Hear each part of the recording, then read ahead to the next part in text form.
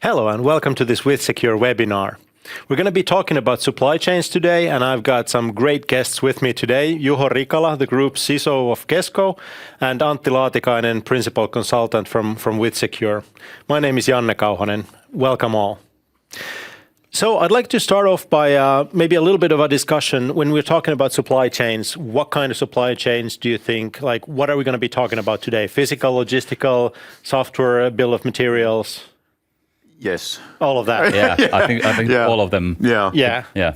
So the widest definition of supply chain. Yes. Okay. I think that, at least from my perspective, the thought is that a supply chain in general is like a chain of services that we, for example, use to produce us something that we need for our own business or own function. And it's sort of, it doesn't matter if it's like a logistic chain that we can move things from one place to another, like a physical, or then it's like a software that we use for our business critical operation or something which can be sort of developed by 3 different companies or no matter. So they're all supply chains.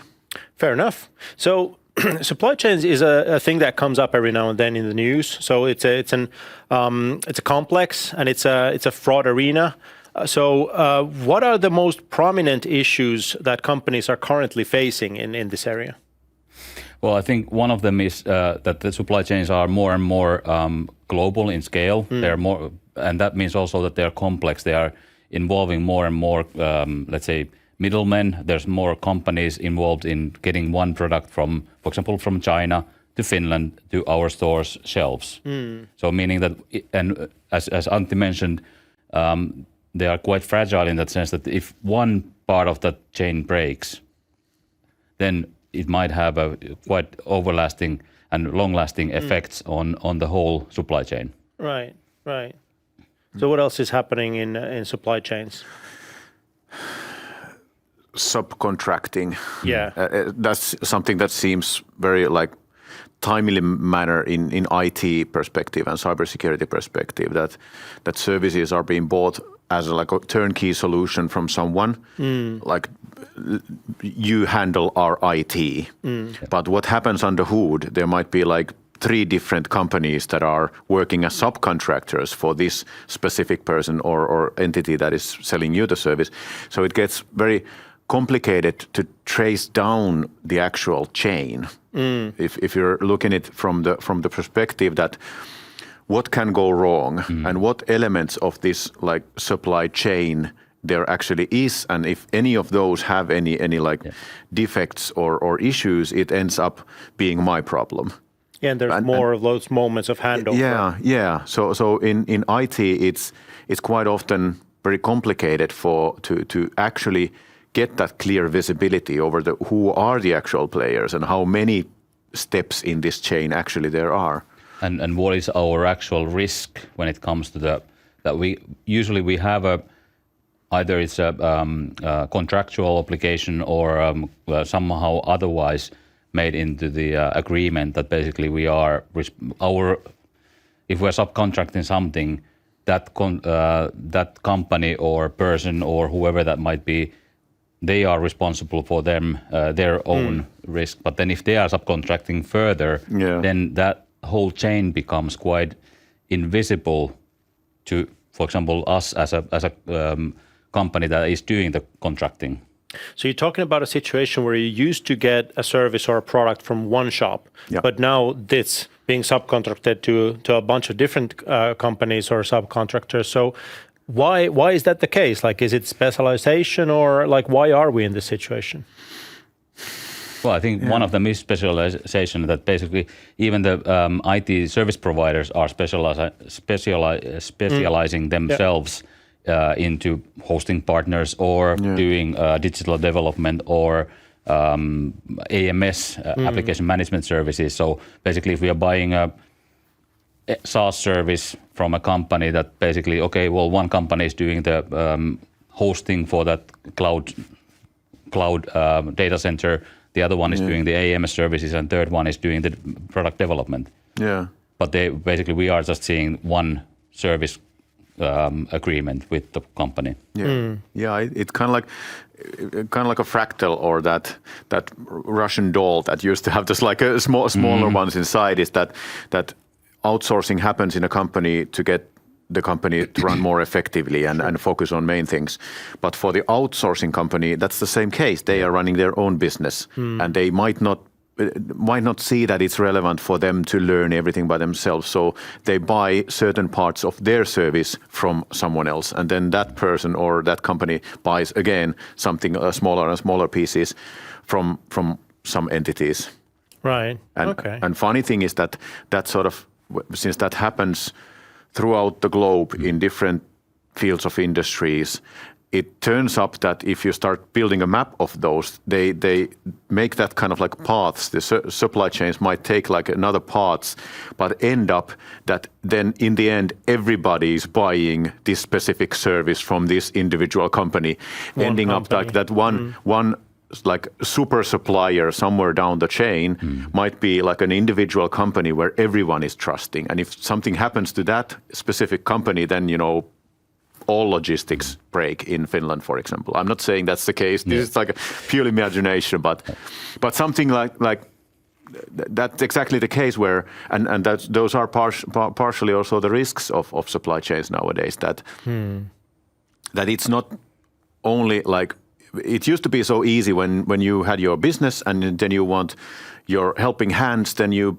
bought a person help you with that specific thing. But nowadays it's much, much more complicated, and providing those services, those outsourcing services, has become a business of its own, living on its own in a way. And they have like internal risks of like said, that there are these individual service providers that are providing then services to everyone. Yeah, I do want to get back to the sort of the impacts of this, but we have to talk about the company you represent. You're the CISO of Kesko, and Kesko, for our Finnish audience, needs no introduction, but for our international audience, Kesko owns like roughly half of Finland, like all the retail shops and hotel chains and so forth. No hotel chains. No, anymore. Okay. No. Perfect. So that's the other one. Right, exactly. So basically, Finland has two major companies that seem to own pretty much everything in the country. So and you're one of them. But like the retail shops, grocery shops. So the sort of traditional logistics, real world logistics, are a thing that you guys care about. Does that affect the way you think about supply chains? Of course, and as Janne mentioned, basically we have three main divisions in our business. We have grocery trade in Finland. We have car trade mainly in Finland, and then we have building and technical trade in all operating countries, 8 of them that we operate in. And for grocery trade, for fast-moving consumer goods, the supply chain and the right timing of the deliveries is everything there. Absolutely. So if the bread truck doesn't arrive today, then those breads won't be delivered tomorrow. Meaning that they need to be on time, they need to be when they are promised, and usually they are coming directly from the bakery shop, not through our warehouses. Yeah. Whereas in building and technical trade, the logistic chain is usually coming from Far East, from China, from other countries, and there are a lot of steps, and it might take months for the products to end up in our warehouse shelves, let alone in our or in the stores. But then, if you turn it around, then in grocery trade, sheer majority of our products in the shop are from local produce. So they are, I think it was something like 80% of all the products that we sell in our grocery trade shops are from Finland and the neighboring countries. Right. Meaning that basically then we are more self-sufficient from that perspective. That we do, even if there's another container ship crashing on the Suez Canal or somewhere else, then the grocery trade products are not immediately affected, at least the most of them.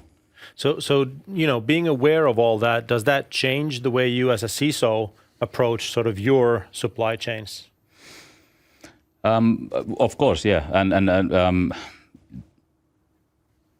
from the IT perspective, then you are actually more prone to look at the risk-based what are the most riskiest supply chains that we have, whether they are in IT, and especially in IT, if you say, okay, well, this supply chain goes far beyond what we can see, then obviously that's something that we want to kind of start scratching the surface. That hang on a minute, where does it actually lead to? Yeah.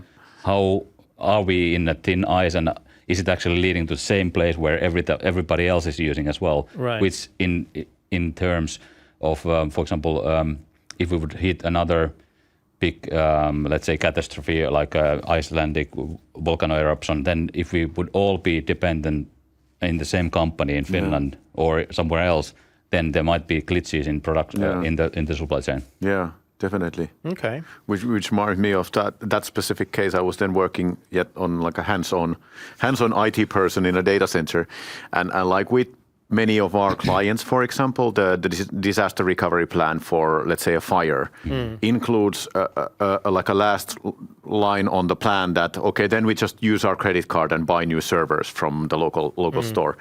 I remember that when there was this volcano eruption and we needed like new servers at that time, we tried to buy them, and nobody had any. Like Finland was empty of servers, and we ended up like realizing that the local suppliers that we were using, they had like 3 servers in warehouse, and everything else was coming from Germany or Italy or Spain, and like flown there in the morning when we needed it in the afternoon. So it's just crazy how these kind of disruptions sort of make it visible that how reliant we are in these supply chains. Yeah, and it goes like for example, in the we also have Intersport stores, and when there was this Ever Given was grounded on the Suez Canal, basically we could see a couple of months afterwards, we could see that, for example, bicycle parts, what do you call them, like wires for the shifting and brakes and all of that, there were none. Because they were all in the container, and then even if the container ship was grounded for 6 days only, it had huge lasting impacts on that year's kind of a way the containers are actually circulating around the world. Yeah. So, but you're in the sort of the real life logistics industry. It affects your sort of cyber security supply chains a little bit as well. But do you, I mean, is supply chains a thing that sort of we think every company out there has to deal with in one way or another? Is that the case today? I would pretty much say it's really like a one person. Well, like doing performance arts might not need, but well, usually they need lighting or lights and clothes and makeups and stuff, and microphones and that kind of things. But yeah, I would even say if you're sort of not dealing in the real world, you still have your digital assets and definitely. Services that somebody's providing. Your marketing, your social media accounts, all that kind of things. You might do your save your world work on cloud services. Right. So basically, immediately then you are impacted by the supply chain. So basically, from the network, from the cloud service providers and such. Yeah. So how do you control that? We have an audience question here about continuous controls in long supply chains. So, if the chain is that long, how can you sort of affect controls at the very first level all the way over there? Like, is it a cascading effect that you give your requirements to your supplier and they then just cascade down the line? Or can you somehow sort of communicate with that first chain there? I think it's difficult, but I think some of those are covered by the certifications that you have even in this area. And then you have these kind of auditing functions that, okay, we are auditing our suppliers, whether they are in IT or in real world, that we are actually going there seeing, okay, you do this, but how is your supplier doing this? Are they actually fulfilling our requirements? And of course, then the agreemental contractual requirements need to be cascaded, as you said. Yeah. It's tough, and I think that brings us to one of my favorite topics, which is risk management. So it's in the end, it's impossible to control everything in the world around us. So in some we just at some point we have to trust someone. We have to trust someone's word, someone's contract, someone's like monitoring results. We might build up controls which makes us feel more secure and get better visibility over what our vendors are doing and that they have done the things that they have say they do. But in the end, it's that when we give that part of our own business away for someone else to take care of, then we need to at some point trust that party to do what they say. Yeah, okay. And naturally, like for the risk management, it's about how important that part is to us, whether it's like the most critical thing. If they mess up, then our business goes down. Yeah. Then we might put some real effort on monitoring and confirming and basically like helping them to carry that responsibility. Yeah, okay. But if it's like at some point we realize that they use subcontractors and they subcontract and then they use Linuxes and those use Windowses and these use mainframes and we just, we can't monitor every vendor and every supplier and every piece of application. So there is a certain limit when you realize that now I have enough controls for my own risk appetite. And now I have to trust the rest of them and focus on other things because we have 24 hours in a day and not even all of that is supposed to be used for work. No. Not even CISOs. No, not even CISOs. Yeah, thank God. But it's also about trust, but then control. Yeah.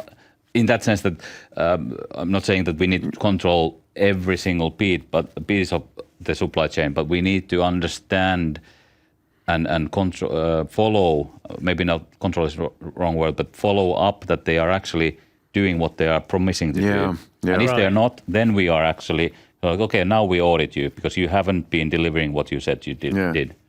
I feel we're moving towards where I wanted to go from your favorite area of risk management to your other favorite area, the regulations. So, Yes. how do you think regulations will impact supply chains in the foreseeable future? Well, they will most definitely hit the way how we handle and monitor the supply chains. And I think that's an excellent segue that you just draw there. That I think what the regulations are requiring is accountability. So that it's before regulation or organizations that haven't found the need to do that kind of like supply chain risk management is that they have based it on trust that we know those people. They've been delivering us this bread from the day one, so they're going to do it tomorrow again. And we just count that it works like that. But then this like what happens is that when things get complicated and things get like harder to like draw that what are we actually like buying when we are buying that service from them, and then we mix in the potion that everything nowadays is running on IT. Every company is running on IT. If the computers break down, the ships will stop and the cars will stop and factories will stop. Then it gets complicated and it gets sort of. There is this need that we can't build it on trust anymore. We have to show that we are basing our like business decision making on solid facts, which brings us to the point that how do you then measure the trust of your supply chain? And then we go to controls. We start thinking of, okay, what kind of things those suppliers need to show us so that we can be confident that they have now done what they promised. Yep. And the regulations are bringing us the requirement to do that. So understand the risks of and dependencies of your own supply chain, and then build a reporting structure where that, and it goes into communication pretty quickly. That what kind of communication you need to have, and what kind of affirmation and confirmation you need to get from those suppliers to your own risk management, so that you can sleep your nights well, and that they have now then done their part, and I have done my part, and now it should be good. Yeah, and I think also that if you look at the way this supply chains used to work, let's say a couple of decades ago, that okay, if for example in grocery trade area, that basically we had multiple small, for example, bakeries that were producing us bread, and they might be producing only bread for that one store. But now as everything has been kind of consolidated more and more, all the industries, not just grocery trade area, but all the others as well, IT, so that now we're actually facing that same company might be producing bread for 500 stores. Right. And if that one company goes down, then 500 stores are out of bread. Or in case of IT, then if that one service provider has a problem in their data center, then 500 companies are down. Yeah. And that becomes a risk. Okay. And then you need to understand where are you actually locating your IT services? What is the risk if that specific server or system goes down? How do you then actually mitigate that? And how do you then, what are the regulations that you can actually apply onto your contracts, and how do you follow that? Yeah. Okay. So, for example, in this regulation, how I sort of, we're stepping into a bit of a consulting field here, but if I'm thinking of how to build that kind of accountability in a supply chain when it comes to regulations. Let's drop the NIS2, for example, here in the table. We might have, for example, NIS2 coming up, and in there you have this requirement of handling your vendors in risk-aware manner. That would in this scenario that you put in is that if everybody is buying their bread from that individual bakery, then the risk of buying your bread from there is that it's not about like a contractual thing. They might sign it in a contract, but if that largest oven that they have is breaking down, then nobody is getting their bread, no matter what you have in the contract. So you got to be that much interested in the how that bakery works to understand that they only have this one oven where they make the bread for 500 companies. So focus on that, make them confirm that they have spare parts for that and that they can get electricity if it goes down. So it's like, it goes down that it's not about contractual thing, it's like confirming that bakery has the spare parts for that oven. And if they say, yes, we do, then you're safe. Okay. That kind of like, then your management gets that information that they need to be able to trust that vendor. And so I want to ask about, ask about that. Like you already name dropped a piece of regulation that is absolutely coming down the pike. Why is this happening now? Like why is right now the time when supply chains are getting regulated? You would have to ask the EU. Right, exactly. But, I think next question. But I think that the recent events in the world have actually shaped this around. That basically we have had COVID, we have had the war in Ukraine, we have had the and still are having the war in Ukraine. We're having this China-Taiwan battle, and we've had, if you look at 10 years back, we've had at least 2 or 3 occasions where the chip manufacturing has gone down in Thailand because of the fires or the flooding and stuff.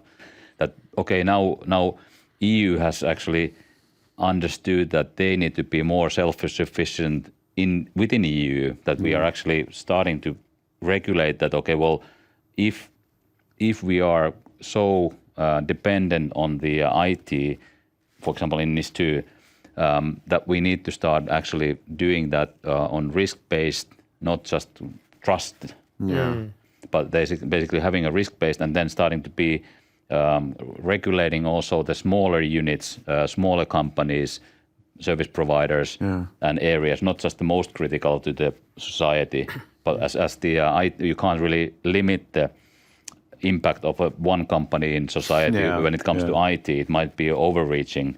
Then it's better to actually expand the regulation, let's say the coverage.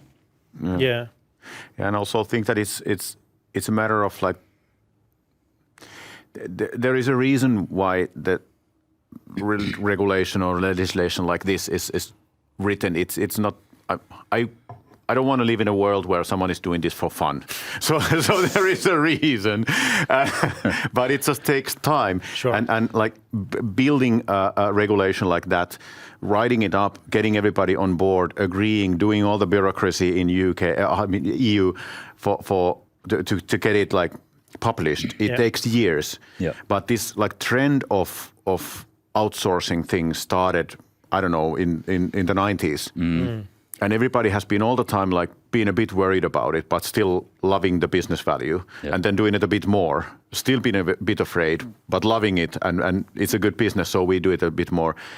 Eventually, where the tipping point is nowadays, that if you start a business or a company of your own, I don't see that much a reason to own any servers on yourself. You buy everything out.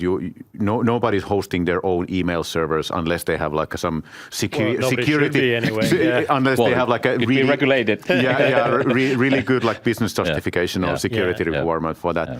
But all in all, like now it's like a normal to buy everything from a supplier.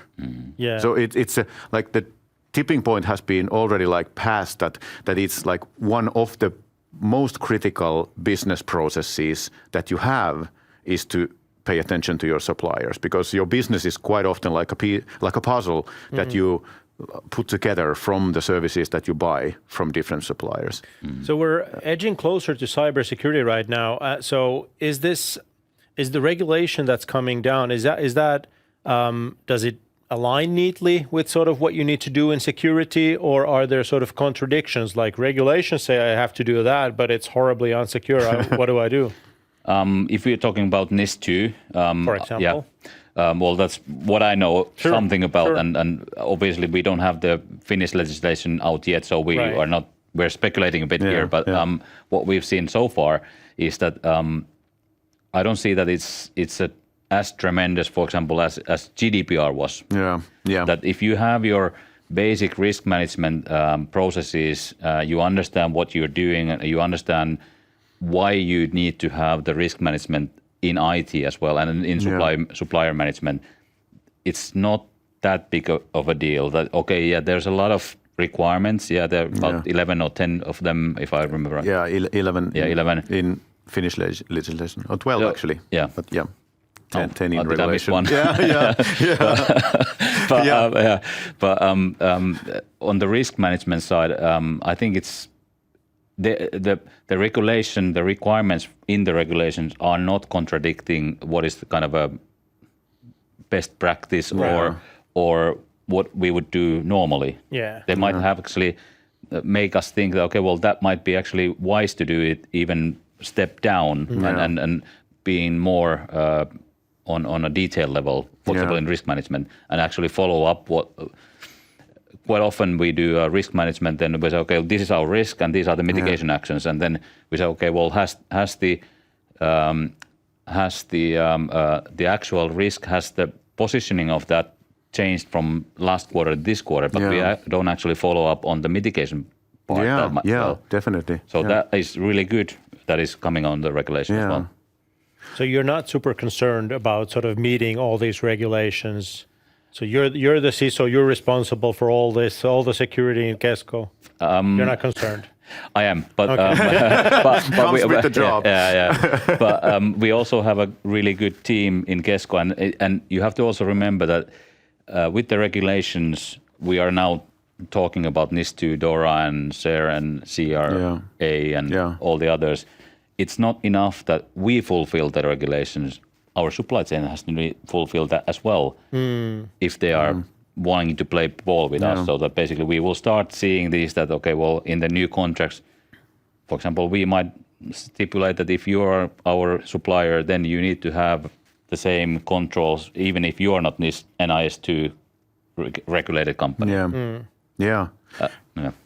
I think that exactly like you pointed out, that the NIS2 is like a minimum level, like a security baseline regulation. So it's for organizations that have already played the field and they have done their homework already, and they for example, they have read through and want to comply with 27001 or something like that. Then this is like they're already above what NIS2 actually is requiring from them. So this is like to take in the players that haven't done that before, that haven't found the need or haven't seen the requirement for that. So this is just like pushing the level up for the whole industry field.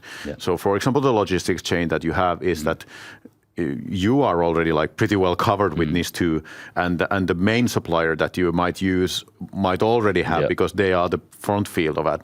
But they might use, for example, subcontractors which they rely on, but are a bit smaller, might not have that kind of like tech savvy thinking. They haven't thought of these cyber things to actually hit them at all, but now the NIS2 makes them think of it. So it's a good to remember that these regulations, for example, to handle your stuff risk-based and risk-aware manner doesn't mean that you close all your risks to zero. It's about like being able to justify the things that you do. So it's not that we have always done it like this, or we don't have any options of doing otherwise, but we have to do it like this. So you hear this kind of like logical thinking where companies are making these business justifications by the feel that I feel I can trust that person. I feel I can. We need that, so we don't have any options. We have to do it. So what the risk management part brings to that is that you take that large cup of coffee with your own teams and your vendors and everybody, and you think of it that is this the wisest way of doing it, and are we doing already like enough control, or should we do something more? Is this already over the top? So it's like, it's not about doing everything to zero so there's no risk. It's about like understanding and being able to justify those decisions. That if someone asks that why are you using that vendor and not that one, they say that because those provide us with this and this controls, and they've been running this show from 2008 and we haven't had any issues, and everything works like this. So it's not that, I don't know, why are you using that technology? Because it brings us these values and we have these features that we need. So that's accountability, and that's risk management. So we're already giving advice to companies, and that was going to be my next topic. So let's expand on that. So what can companies do to make sure that they sort of comply with this regulation and the situation beyond even the regulation? Well, I think quite clearly is to follow up what's happening in the industry in the EU regulation. We've been talking about NIS2, but there's our compliance department says that it's a regulation tsunami that is coming from the EU to the big companies like ours. So my advice would be to really follow up what is happening. Are these regulations, are one of them or are many of them actually hitting your company? And then look at your own internal processes. Where are you now? That ISO 27001, excellent kind of baseline to any regulation what we're having now. And even if you don't certify yourselves, then just to follow up the ISO requirements and see, how are we here? And if you need external help, then there are a lot of companies that can provide you with that kind of help. Yeah, it's a great measuring stick. And any practical advice from you? How does a company make sure that they comply? As a consultant. I would start off coming from the cybersecurity part or corner and IT corner is to understand the business processes and the requirements that your company has for these supply chains. The dependencies, that understanding that if that bread truck doesn't arrive, then we don't have anything to sell. So we need that bread truck. So where does that come from? So to follow the chain of events from the business side, that what do we need for our company to work, that our factories keep on running and we can provide the service or that product that we sell to our own end customers or to society. When it comes to NIS2, it's about like providing the critical services to society. Then what I would do next is to draw those on a large wall and then start mapping that. What are the IT systems that these require to work? That we need that supply chain. Okay, what IT systems does that like logistic field need, and those what are the requirements for those, and it all comes down to like basic IT stuff. Everything is running on Windows boxes or Linux boxes, and it's a matter of like configuring them and running the right applications in them, and basic IT stuff, patch them, don't allow everyone to have admin rights. It goes to those grassroots level things pretty fast. But from like evaluating those own requirements for that specific part of your supply chain, i.e. those IT systems that those functions need, then you get like requirements for let's say availability and privacy and security, how much you need to put effort into those IT systems, and then understanding them as individual elements, because maintaining a truck is a one thing, maintaining a logistic database with applications on it is IT. So and that's something sometimes a bit still confusing for our like critical infrastructure players or logistic players, or no matter like manufacturing companies, that they don't necessarily see the impact of IT disruptions that might have to their like physical world, like disruptions and interruptions that they have for those business processes. So how does this sound? Is this what you've been doing or are doing? Pretty much so, on this kind of, that we identify the processes, we identify the systems, the providers, their criticality of the systems, and then looking at, okay, well, do we have everything covered? Do we have something that we need to still apply a new set of controls? Or something else? Is it auditing the supplier, as we've been speaking, or in rare cases also to think about, do we actually need to change the supplier? That could be also one of the end results of these audits, or the kind of this whole regulation in that sense. Well, actually, that small business is something that we can't really afford to do business because of the risk that they're bringing in. And you wouldn't necessarily like identify that individual small company that you're relying unless you draw that map. Exactly. You start from the big picture, you start drilling it down, that who are actually providing this service to us, and then like drilling it down and understanding that, okay, that specific company is not up to the task in like trustworthiness that we need for our risk management. So speaking of being able to afford things, the elephant in the room is that all of this sounds pretty labor intensive. So, how much time, work, effort, money does this take to sort of catch up to that regulation, understand the impacts of it, and then do all the necessary changes? Well, it depends. But if you have, as we said, spoke earlier, that basically if you have the baseline covered, then I don't see that this is a massive task to be, for example, compliant with NIS 2. But if you don't, the challenge comes that NIS, we've had NIS direct regulation for six years, and that was only covering the five critical areas in the society, like water and energy and these kind of things. But now the NIS 2 cover 11 areas, and it will expand the field to smaller companies, to companies that have not been able, possibly regulated that heavily before. And they might have challenges. And that, I agree with you that if you don't have any baseline to work from, then it will be a daunting task. But then, having said that, most of the companies should at least some level be touched by the GDPR. It's not the same, but it has the similar things about the risk management. Is this supplier actually worthy of having our or processing our personal data? You have to have the risk management there as well. Plus, there is that sort of common sense element here that this is not just regulation for regulation's sake. This is these are sound practices. This is what you should have been doing all this time anyway. And how many of the latest like big breaches that we have heard to companies have actually came from a supplier? So it's quite often it's the easiest way to get in. because the suppliers might not share the same interest in protecting your own business processes. You have your own like crown jewels or whatever you want to call them, but the suppliers have their own business that they run for their own logic, and it's a false sense of security if you think that the suppliers are going to secure your business. They're supplying or securing their own, and you need to do it for your own sake.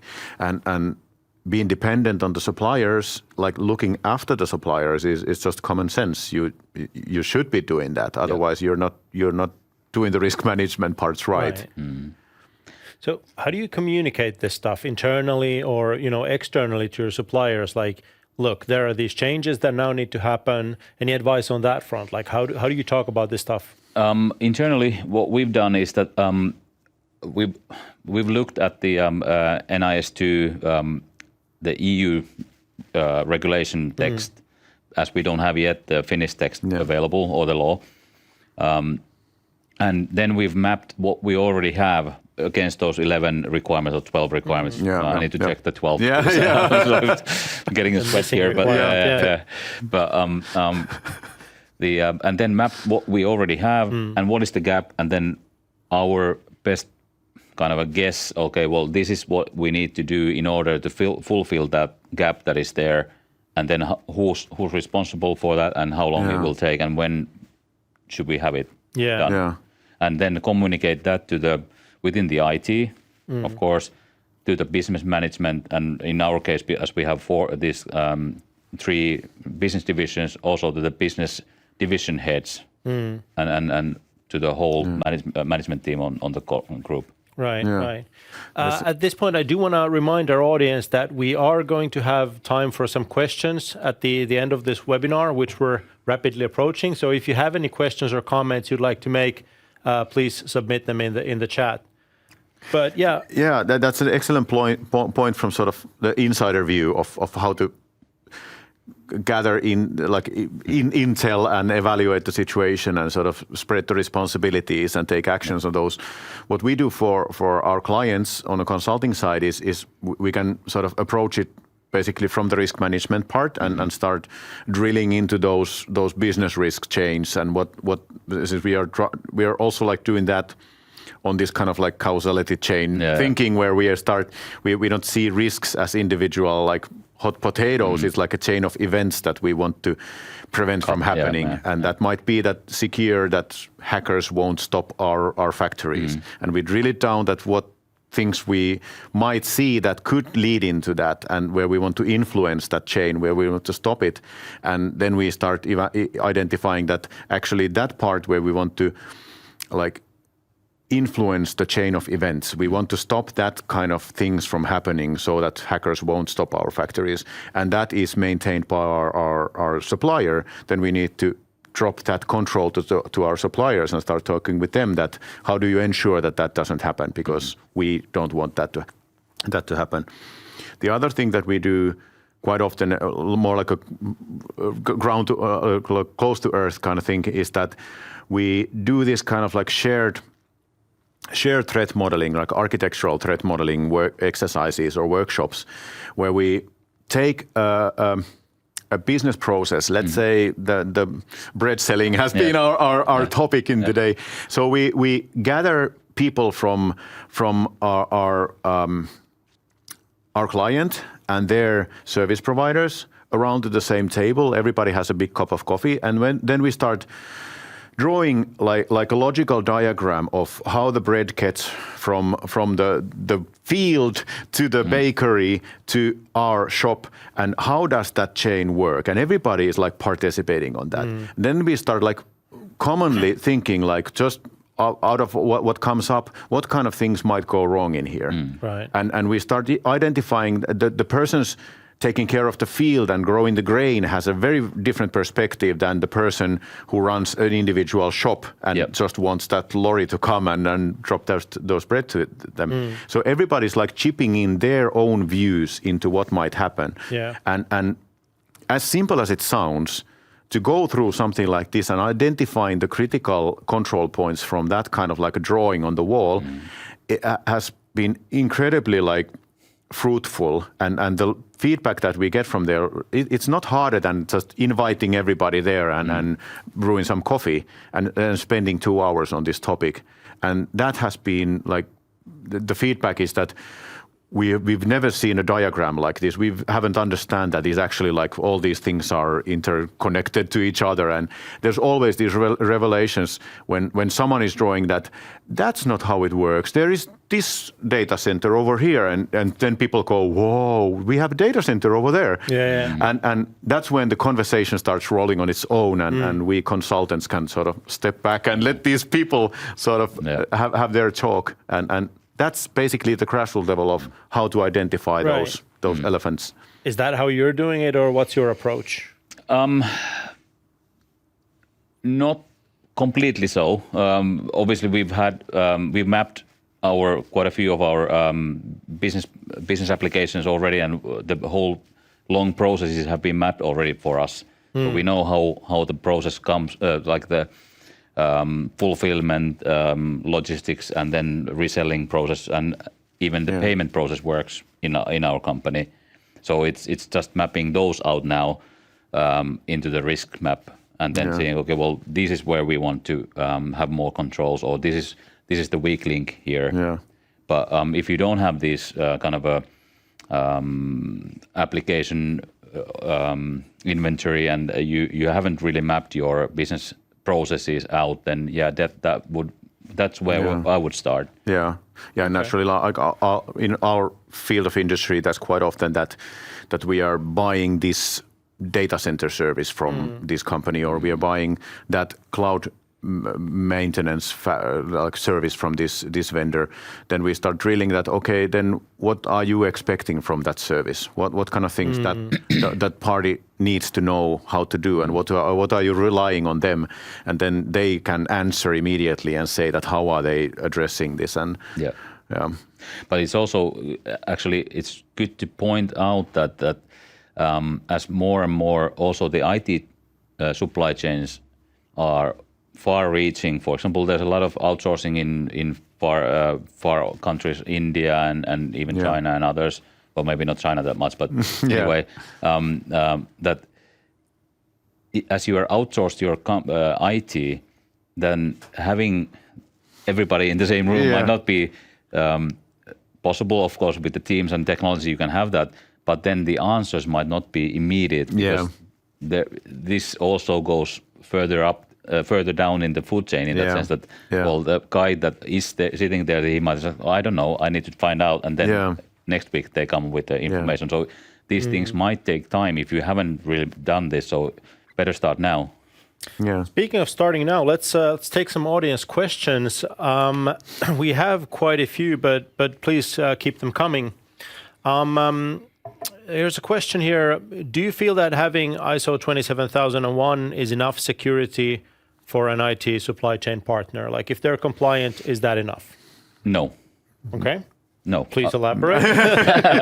Do I have to? But no, ISO 27000 is a good start, and it's a certificate, but you need to look at what is the application area of that, because it might be that it's not it's only covering the supplier's internal processes. It might cover part of their IT service providing services. So basically only the data center part, but not the AMS part or whatever they're providing. And then, well, you need to also audit that. Are they actually and follow up on? Are they actually living up to the certification? Because it's renewed yearly or twice a year. Controlled yearly. Controlled yearly. So basically, are they actually delivering the services according to the specifications and the certifications? Yeah. And do you actually do your contracts actually stipulate that they need to deliver it through those certifications. Yeah, So it's also about the legal contracts, and that's where I'm not that happy that we're going more and more into the American way, that even before the ink is drawn, you need to start looking at what actually did we agree on the contract. So but no, short answer, no, it's not. And even if all the ticks are in the right places, then the 27001 is an information security management system. So it's about building those controls for your management to be able to handle the information security. It doesn't stop hackers. No. You end up having a good set of papers and policies and processes, so you have the possibility of running your company in a secure manner. Right. But what happens in the grassroots level? Are those security patches installed? Are those front-end servers hardened? Does everybody use their MFAs? 27001 doesn't give you that assurance on that. So it's always like, I have this, I might not sound so friendly when I say this, but as an auditor, if a company has ISO 27001, then it's a sign for me that at least I have something to audit. Because if they don't have, we might end up in a situation where in the first session I ask that, can I see your information security policy, and say that, we've been thinking of writing one. Right, okay. What should be in it? So let's do like bullet points now. What then should be, like, what's the shortcut? Like, what are the most crucial things in controlling your supply chain? Like, what's the I don't know, top 3 or whatever? The most important ingredients. Understand the impact of the suppliers to your own business. Right. Understand, coming from my corner, understanding the IT elements of that cooperation. That instead of like agreeing with people that what kind of IT functions there are on the background that need to work and what kind of assurance you need for those. And then the third one is to keep on talking, keep communicating. It's not like a one-time deal. It's a cooperation that usually lasts, if we're lucky, it lasts years. And things change on the way. Things happen, new technology is coming, new threats, new business features, everything like that. So you got to keep yourself up to date with and communicate like all the time. So how do you like that? Well, I think those are pretty good points. I would add maybe that the communication is good, but also understand that it's still the people who are behind the services. You need to get in close with them, understand what makes them tick, and then you are actually in a better place or in better situation to really have this long-lasting relationship with the supplier or your partner or whoever that might be. Obviously, there are things that you can do and you can't do, but then at least understand and see what they are doing, why they are working in the way they are doing or working. And then I would apply also the risk management part into this, that basically start mapping out your risks at least on some level, that basically it doesn't need to be always monetary risk. It might be that, this is a high level, medium risk. And we have different risks. We have like operational risks, financial risks, and then with the regulation, we are ending up having compliance risks. So something might not be risky, even if something breaks, it doesn't stop our factory, but it might leak our personal data for our clients or something like that. So it's a compliance risk. So you have to understand this different perspective. It's a good point. Okay. How do you feel about public auditing tools for reviewing your supply chain partners? Do you have any thoughts on that? They're one tool to use, but with the grain of like a little like suspicious on the. It's a good conversation starter. That if everything seems to be okay, it doesn't mean that everything is okay. Right. And if everything seems to be really bad, it doesn't still mean that it's really bad. I mean, I remember that when on some of these auditing tools, for example, F-Secure has been, and by the time F-Secure was like on a bright red saying that stay away from this company, don't do any business with them, because all the VPN endpoints for Freedom VPN were like, of course, like registered to our company's name at that time. And those auditing tools just like blindly scanned all those and realized that there's an awful lot of traffic and all sorts of traffic coming from these IPs, and they are maintained and owned by this company, so it must be something suspicious. Right. So it's always have the conversation when you're reading something like that. But they are like one element that could be useful. Yeah, I think they could be useful in that sense that if you have a lot of suppliers, they might give you a kind of, okay, well, these are the ones that we need to maybe have a chat. Yeah. Like, why is this on red, or why is this on? Yeah. Well, if it's all in green, then we might actually want to ask, what have you done to make it always green? Yeah. Or don't you have any presence on the internet? So maybe that's the thing. Yeah. There is a fairly personal question here that I do want to ask you. What keeps the CISO of Kesko up at night? Because even you have a limited amount of time at your disposal. So what are you concerned about, things that you haven't gotten around to yet, or? I sleep quite well, but when I'm up, then usually it might be something that I have failed to fully comprehend or understand the scope of things. That it might be that, okay, well, at the middle of the night I say, now I got it, and then I need to write it down. Okay. But we have a really good team. We have good partners. So I'm quite well sleeper. Thank you. Okay. Thank you for the question, though. Okay. Maybe that's all the questions we're going to take today. Antti, I understand you wanted to sort of wrap us up with a little bit of a slide, because as a consultant, you always you love your slides, don't you? We do have a couple of minutes for this. Yeah. Well, basically, this is pretty much the same stuff that we already, like, you asked me for the 3 bullet points. I have 4 in here, but it's and pretty much nice that I said the 3 ones and you picked the 4th one here. It's almost like you guys practice. Yeah. Or then there's not so many ways that how you can build security. Eventually, like, it's always about the basic same stuff. But these are like my thoughts on it, and how we are addressing this with our clients is basically to understand the risks as causality chains. So they're not like independent individual things that we can sort of think of as like individual things, that how can we stop hackers from stopping our factory. We have to, it immediately breaks into a lot of change that has to happen for those hackers to be able to stop that.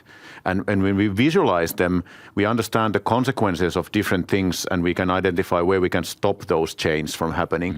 So first off, like, understanding what keeps your company running. What are the risks that you don't want to happen, and which parts of those you have given for your suppliers to work, that you trust those people to deliver that service for you and taking care of that stuff. Then understand the impact of these issues. Well, if that truck doesn't arrive, if that cloud system is down, what if that, like, our personal data gets leaked from that system? So what happens? Like, understand the impact, especially from your own businesses or your own organizations and functions perspective, that what does that mean to us? It's of course like a shame to them, but what does it mean to us? Does it stop our factories? What can we do to prevent that?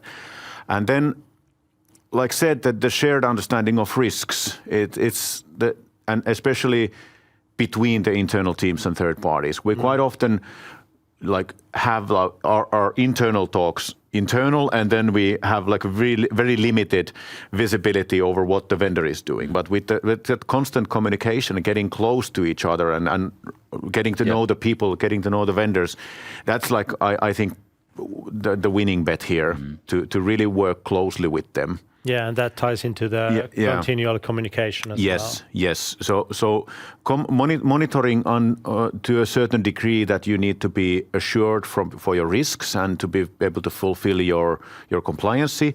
But I'm like a real strong like promoter of open communication and continual communication. Right. Not to make it formal. I'm not a big fan of tickets. I like phone calls. Yeah.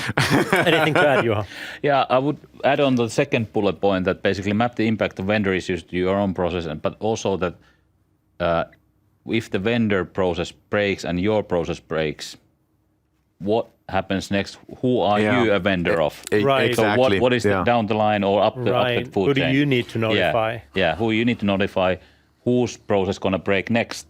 So I just that kind of like deep understanding of the core message of NIST2 is really warms my heart to understand the responsibility that you're providing to your own supply. That sounds like almost like a whole other conversation. So maybe that's the topic of our next webinar. Yes. But at this point, I do want to thank everybody for tuning in, and that's all the time we had today. Thanks for checking us out, and be sure to join us next time. Thank you. Thank you. thank you.